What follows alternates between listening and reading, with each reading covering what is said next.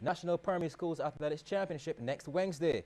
The semi-finals took center stage at the National Stadium today, and the high jump was the only event scored, with 6 girls and 8 boys from various schools competing.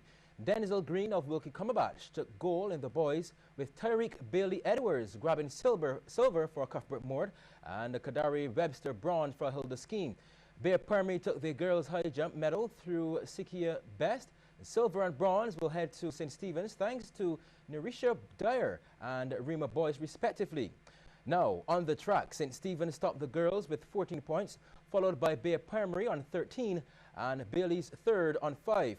Now, in the boys, Wilkie Cumberbatch, they lead the pack with 10 points, 2 ahead of Cuthbert Moore. They're on 8, while Hilda Skeen Primary, they round off the top 3 on 6 points. Here's a look at the 80-meter dash. In lane number 5, actually, she has a very wide stance and far from the line, but clearly some work has to be done there in training. But here they are off and running. In lane number 4, it is Tarisha Clark of St. Giles Primary. Also coming in on lane 3 is Tanika Griffith of LT Gay. It'll be LT Gay's Griffith who will take first spot. Clark of St. Giles is in second, and that was an impressive run, a run back there by Tanika Griffith of LT Gay. And they're off and running. Here we go. The 80-meter dash for all the 9s, and in lane number 1 it looks like Brown of Grantley Prescott, but in lane number 4, woo, Harewood of St. Jude's coming through. That was an impressive run there by Alika Harewood of St. Jude's on the line. Heat number 1, boys under 9, 80 meters. Here we go. That was a pretty fast start there for Newton of Wesley Hall in the all maroon of Wesley Hall, and he is out front. Very good run by him. Challenged. He's also being challenged by Green. Who will get there? Green of Eden Lodge. He nipped for the tape just a little too early, but he held on. And here we are, off and running. One athlete in lane number 6. That's Tashawn Nurse is down. But here we are now in lane number 4. Addison of St. Albans coming out front and winning quite handsomely ahead of Pounder of Good Shepherd. Exciting stuff. The finals are set for March 25th at the National Stadium. And while the little ones will take a break tomorrow, the older ones will be on the track for day 1 of the secondary schools championships. Now, one school which is always a threat, especially among the boys, is Leicester Vaughan, who is now partnered with Burger King for this athletic season. Ren Walters, the general manager of Burger King, told the Leicester Vaughan track and field team that balancing academics and athletics is a sure path to success in life. I want to encourage all your students to work towards positive goals. Focus equally on your academics as you do for your athletic achievements, as both go hand in hand. Academics go hand in hand with sports, and sports go hand in hand with academics. A balance between sports and academics can see you experiencing college education, university education, inside and outside of Barbados, either free or at very little cost. Head coach Alwyn Babb urged his team to take advantage of the confidence placed in them by the sponsors and the school.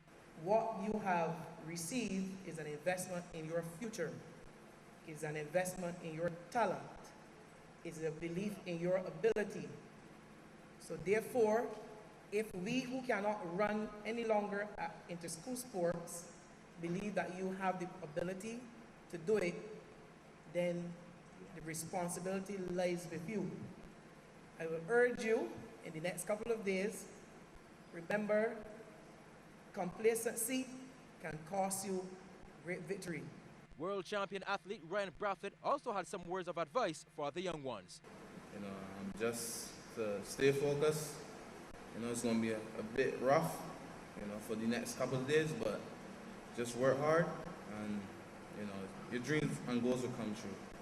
And it's nothing about failure. It's all about improving and, you know, keep going and going. So with Burger King and Leicester Vaughan hand in hand this season, I'm sure both parties will say, let us make this partnership a success.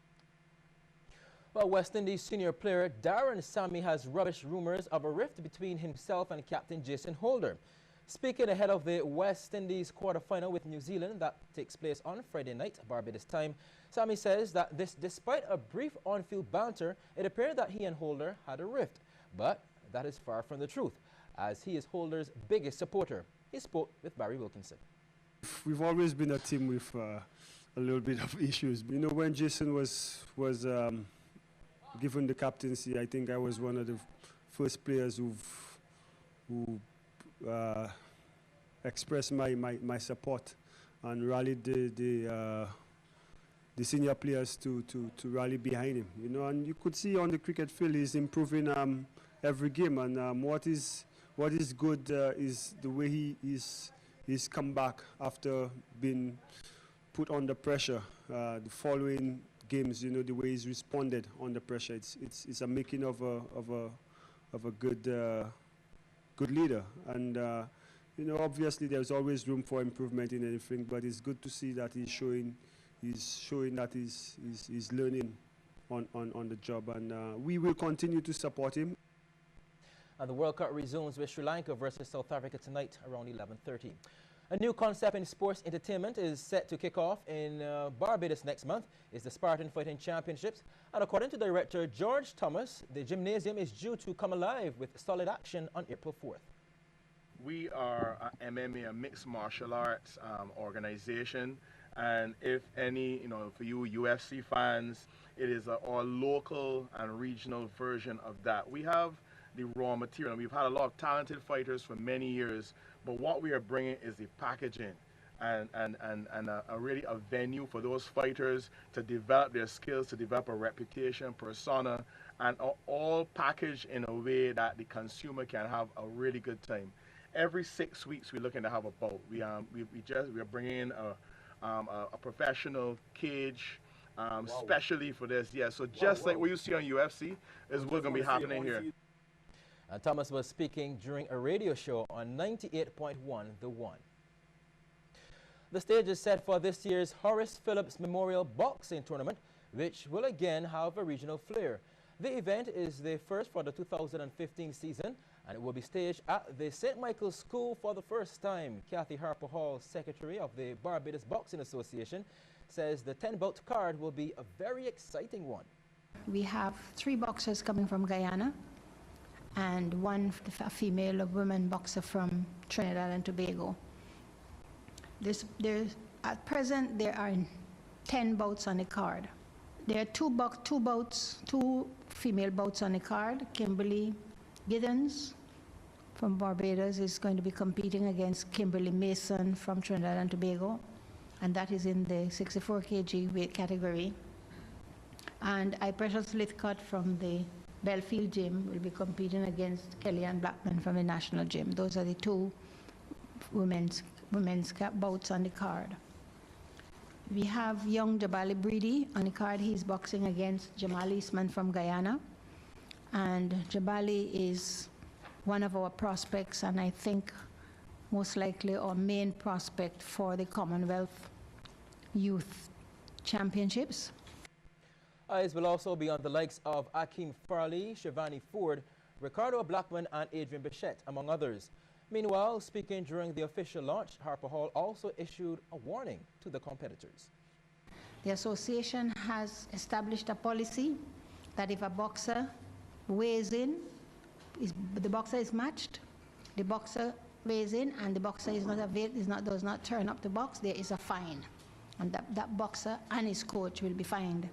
So we are asking the coaches to ensure that all the boxers that they have matched on this card, we have spent so much time on, that they have them ready barring emergency. The Horace Phillips Memorial Boxing Tournament is set for this Saturday, March 21st. Another local young footballer has secured a scholarship in the United States. Carl Hinkson, a midfielder at the Barbados Soccer Academy Club, is preparing to head to Illinois Southern University after securing a scholarship for his performance at a tournament in Florida last year. Now, speaking to CBC Sports, the 17-year-old Harrison College student says he plans to take advantage of the opportunity. Southern Illinois, a pretty big soccer school. They won their division this year, got 2 players signed to the MLS. It's a school that you have to go to, you know, with the intention of playing at the highest level and trying to become a professional. Balancing that with my schoolwork, it's going to be a task, but you know, it's what I signed up for and it's what I set out to do. It was my aim, so I'm just glad I'm given the opportunity to go to Southern Illinois and compete amongst best. We have to aim for the sky, you know. Always aim I don't think there's any footballer who plays without the intention of going pro. And if you're not, then it's obviously past your time. So you have to, aim for the high and see how close to Miguel can get. Jack Bovell, CEO of the academy, says the club has secured 23 scholarships to date and at least 50 players will be heading to Florida again this year. In the Barbados Soccer Academy, academics come first and then soccer after. So we are looking forward to this coming showcase. And plus two, there are 4 more scholarships pending for those boys who also went to the showcase. Well, that's a look at sports. Lisa returns.